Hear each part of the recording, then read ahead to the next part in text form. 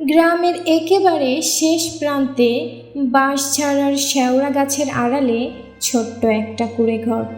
সেখানে একা থাকতো এক বুড়ি। লোকমুখে শোনা যায় সে নাকি ডাইনি। কেউ বলে রাতের অন্ধকারে নাকি তাকে শ্মশান পথে ঘুরতেও দেখা গেছে বহুবার। কেউ আবার বলে পূর্ণিমার রাতে তার ঘর থেকে অদ্ভুত একটা আলো বেরোয়।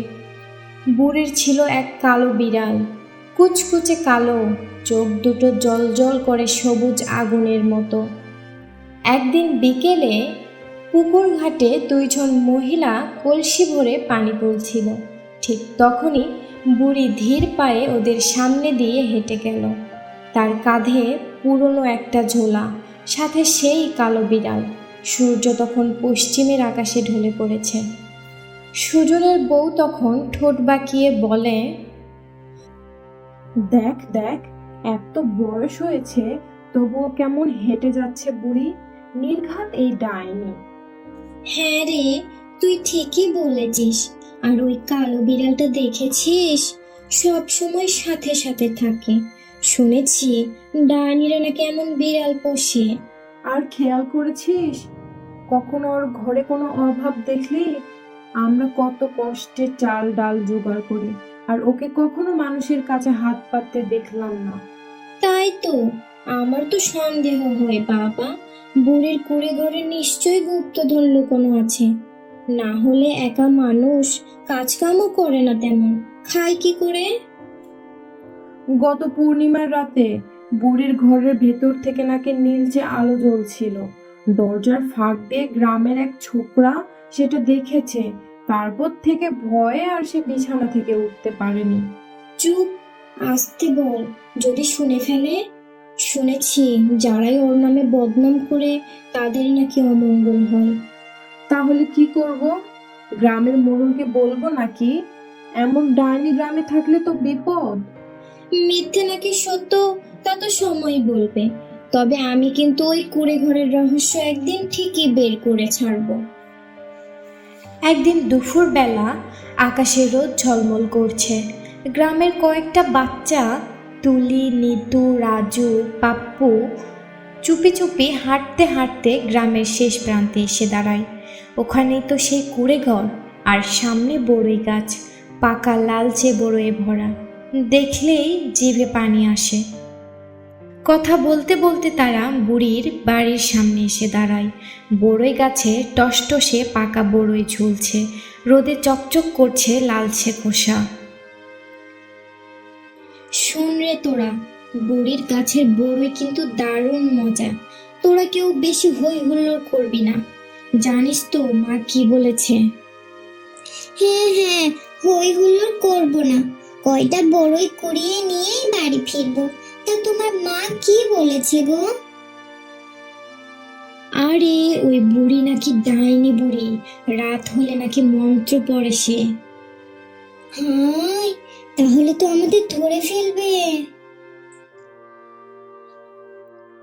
সেজন্যই তো বলছি, চুপি চুপি যাব, চুপি চুপি আসবো, কেউ টেরই পাবে না। আমার মা জানলে তো আর আস্ত রাখবে না। আমাকে বলেছে ওদিকে কখনো যাবি না। এইবার চল কাজ শুরু করি। রাজু, তুলি, ঢিল মার। ইস, কতগুলো বড়ই, আমার মুখে তো পানি চলে আসলো। কে কে কে রে? কে ওখানে? আমার বড়ই চুরি করছে কে শুনি? পালাও পালাও পালাও। আমার পা, আমি উঠতে পারছি না। কি রে, দৌড়তে গিয়ে পড়ে গেলি বুঝি? উঠ বাছা উঠ, উঠে পড়। আমায় মেরো না, আমি তোমাকে সব বড়ই দিয়ে দিব। এই নাও, তবু আমায় ছেড়ে দাও। দূর পাগলি মেয়ে, আমি কি মানুষ খাই নাকি? ইস, পাটা তো বেশ ফুলে গেছে। দাঁড়া, তোকে ঘরে নিয়ে যাই, না হলে আবার ব্যথা বাড়বে। তুমি তুমি আমাকে জাদু করবে না তো? আমি আমি এখন ঘরে যাব, মা না হলে আমাকে বকবে খুব। ওরে যাবিক্ষণ, কিন্তু এখন গেলেই তো তোর পাটা আরো ব্যথা করবে। একটু বসে বিশ্রাম নে, বিকেলের দিকে ব্যথা কমলে তারপর চলে যাস। আচ্ছা ঠিক আছে, একটু বসি তাহলে। ও মা, ও কি আমাকে আছড়াবে নাকি? আরে ওর নাম কালু। আরে না রে, ওর নাম কালু। ও কাউকে কষ্ট দেয় না, বরং নতুন কাউকে দেখলেই বন্ধুত্ব করতে চায়। সত্যি তো? আচ্ছা ডাইনি বুড়ি, না না না না না, বুড়িমা একটা কথা বলি। বল বাছা, কি বলবি? তা তো আমি জানি না রে, হয়তো আমি একা থাকি বলেই সবাই ভয় পায়, আবার হয়তো গল্প বানিয়ে বলতে ভালো লাগে তাদের। সবাই তোমায় ডাইনি কেন বলে? কিন্তু তুমি তো মোটেও ভয়ঙ্কর না, তুমি তো আমাকে বাঁচালে।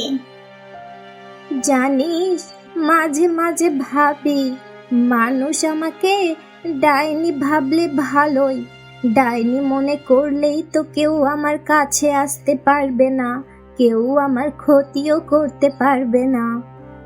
কিন্তু একা একা থাকতে তোমার খারাপ লাগে না? হ্যাঁ রে, লাগে, মাঝে মাঝে খুব খারাপ লাগে। তখন আমি এই কালুর সাথে বসে গল্প করি। আচ্ছা বুড়িমা, আর একটা কথা বলি। বল বল। গ্রামের সবাই বলে তোমার নাকি অনেক গুপ্তধন আছে, সত্যি নাকি?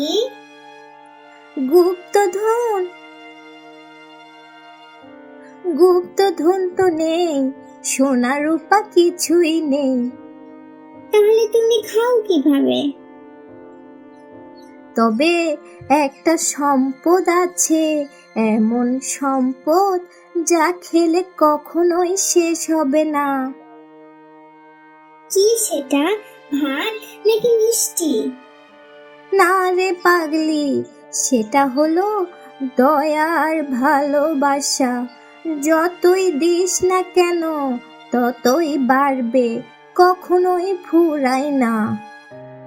তাই তো, তুমি তো আমাকে বড় চুরি করতে দেখেও মারলে না। ছোটরা ভুল করতেই পারে, বড়দের কাজ হলো শেখানো। তুমি তো আমাকে বড় চুরি করতে দেখেও মারলে না। তাহলে আমি কি মাঝে মাঝে তোমার কাছে আসতে পারি? অবশ্যই পারিস, আমার তো গল্প করার সঙ্গী নেই। আমি তোকে মজার মজার পিঠাও বানিয়ে খাওয়াবো, তুই আসবি কিন্তু, হ্যাঁ?